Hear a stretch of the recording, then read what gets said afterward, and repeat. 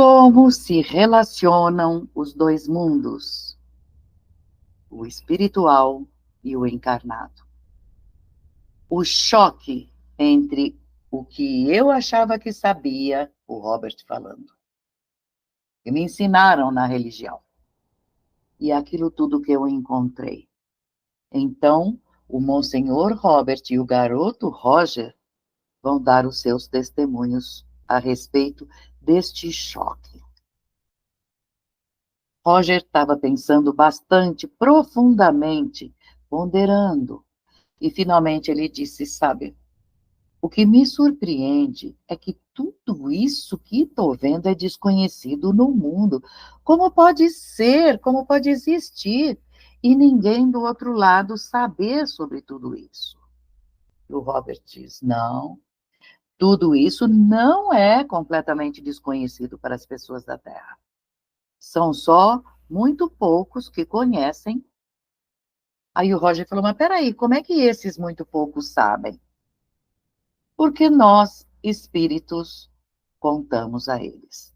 Ruth e eu fizemos a nossa parte, eles estão escrevendo a coleção que eu estou aqui comentando com vocês. Mas essa história, para ser contada a vocês, tem levado anos. Mas pensa, a Terra nunca foi deixada para trás.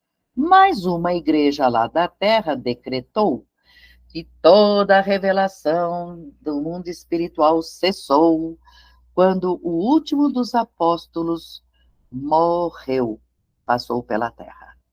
E depois disso sobrou o silêncio. Ele está sendo irônico. Outros acreditam que saber, ou até mesmo tentar saber qualquer coisa sobre o depois da vida, é contra as sagradas escrituras. Não é preciso que a gente saiba. Que pena. Se a gente precisasse saber, eles nos diriam: ah, é? Estranho isso, não?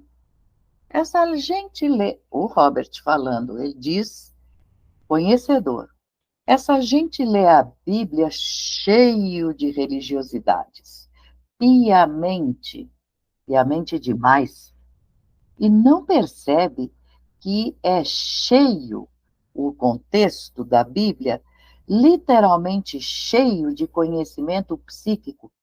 Essa é a palavra que ele usa para falar sobre mediunidades, que é uma palavra que ainda não tinha, espalhado pelo mundo.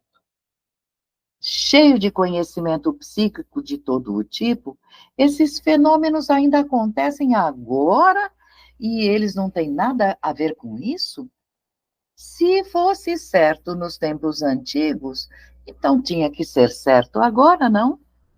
Não, oficialmente, silêncio.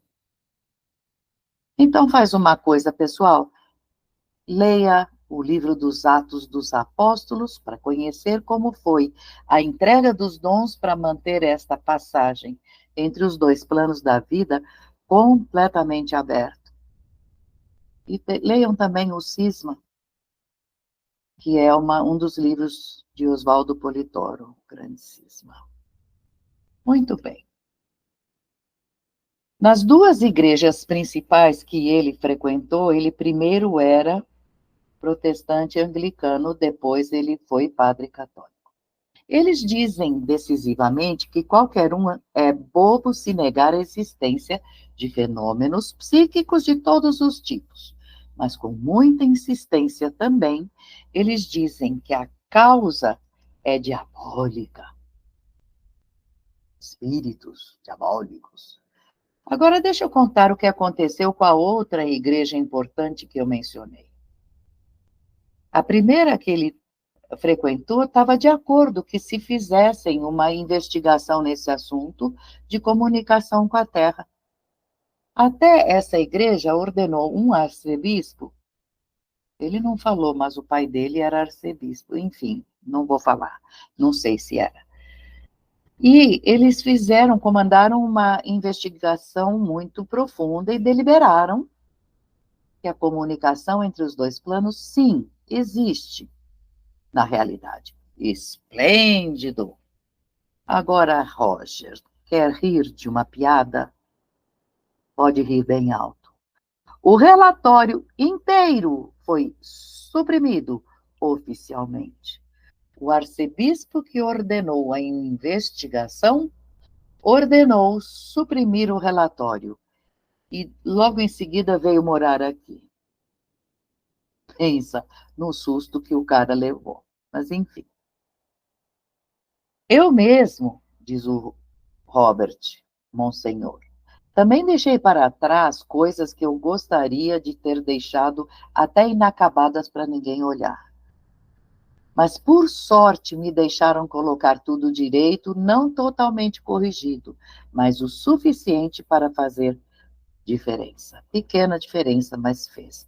Lembrem-se, ele escreveu um livro negando tudo que era espiritual, e ele não se conformava de ter errado tão forte e pediu para escrever essa coleção.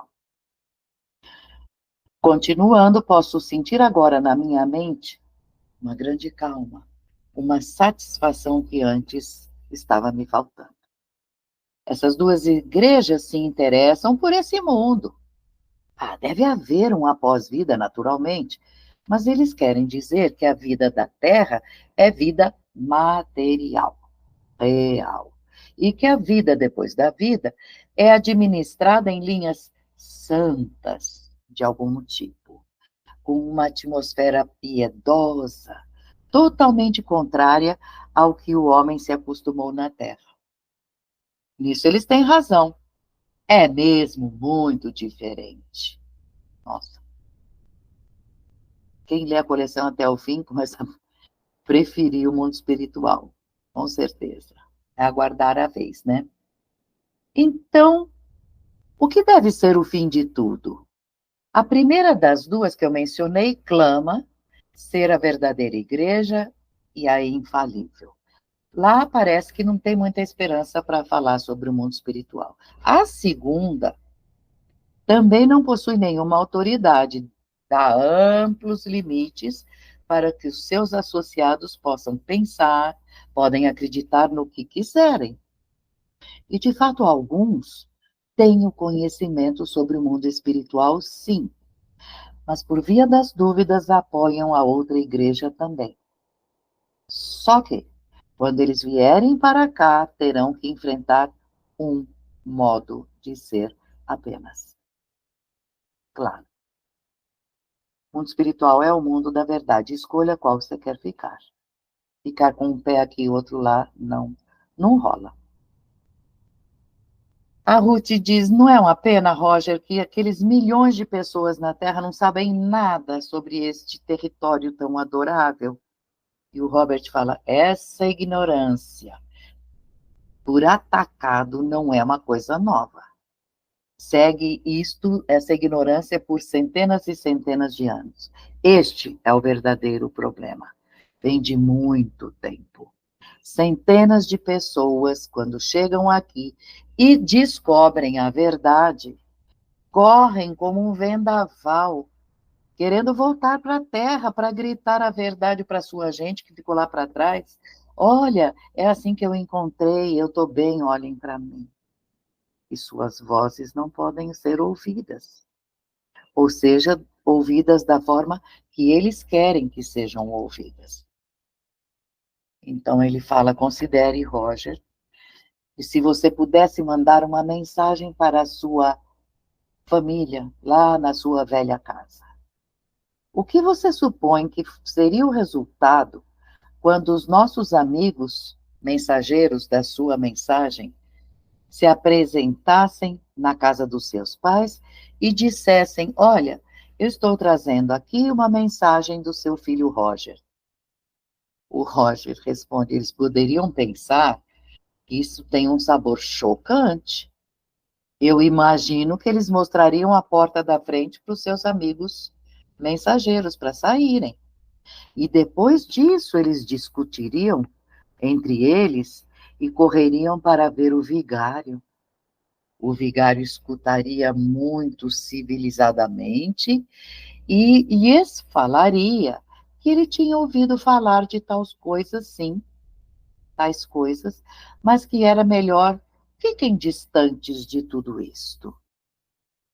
É sempre assim, Roger.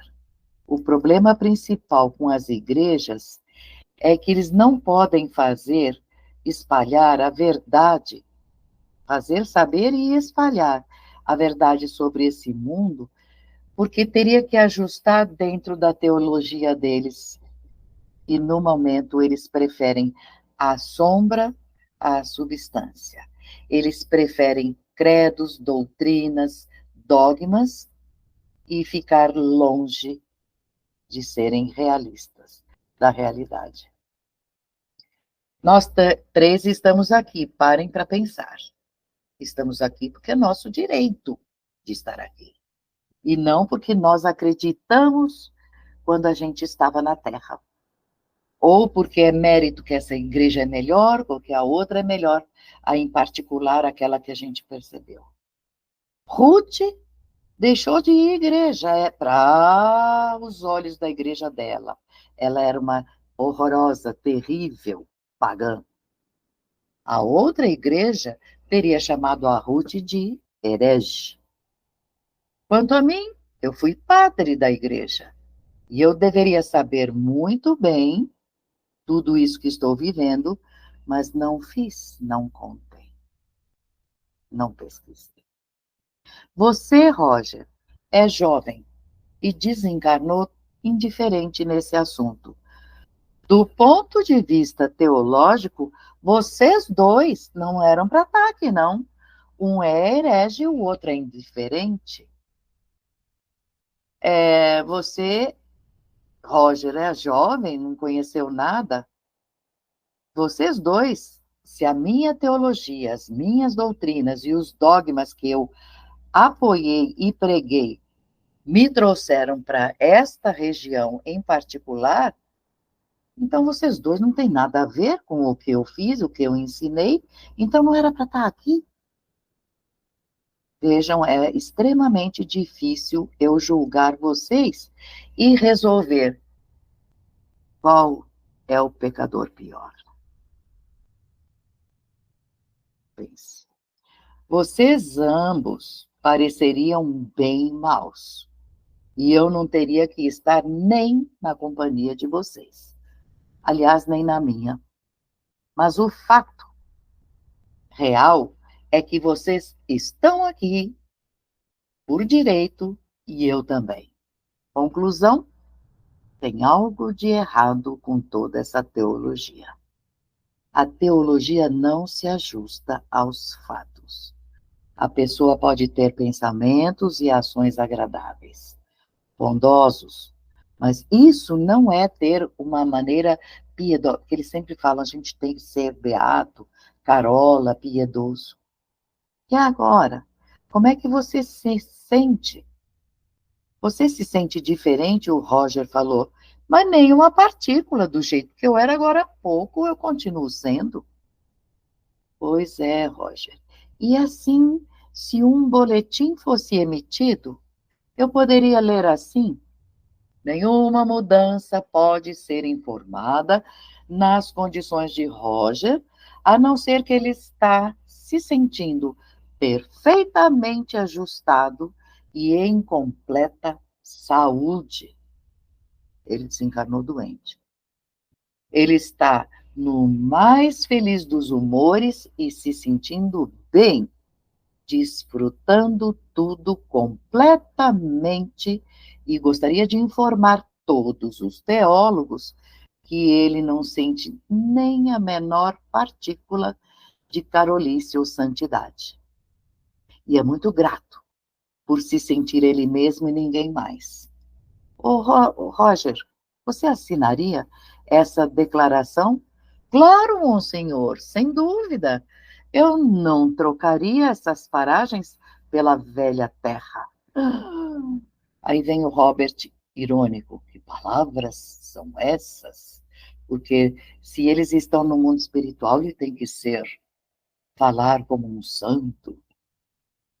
Intercambiar, trocaria essas paragens? Não, Roger. intercambiar. Você tem que entender, Roger, que trocar é uma palavra que nunca seria usada por um desencarnado. Aqui eles esperam que você fale o idioma mais perfeito, um idioma completamente livre de gíria, paragens, vulgaridades, e que tudo o que você diz tem que ser profundo na natureza, pesado na substância. Isso é o que é esperado dos nossos comportamentos pela maioria das pessoas na Terra. Ele coloca aqui, ignorantes. Aqui não tem nenhuma acusação, porque ignorante é aquele que ignora, que não conhece nada. E eles são ignorantes. Que dó! Ele tem uma profunda pena de não haver um intercâmbio. Agora, o grande ponto é: há um sinal evidente de devoção e santidade, ou até mesmo de religiosidade a ser visto aqui? Não há, nem nós continuamos a ficar citando as escrituras o tempo todo, e nem estamos nos comportando de uma forma que não era a nossa forma natural. Em resumo, nós não estamos morando numa instituição religiosa, não, nem num mundo religioso, mas em um mundo são, sadio, sensato, de beleza incomparável, onde podemos trabalhar, brincar, como quisermos, e rir de coração aberto, e onde, acima de tudo, isto é vitalmente importante, onde nós podemos ser nós mesmos, e não como os outros na Terra erradamente querem que a gente seja. Não é estranho que, quando eu tive tantos púlpitos à minha disposição para pregar, eu não tinha quase nada para dizer. Como eu vejo tudo isso agora, e agora que tenho tanto para dizer, não tenho nenhum púlpito. Não é necessário. Quem está aqui está para viver. Então, pessoal, não percam Atos e o Grandíssimo. Até a próxima.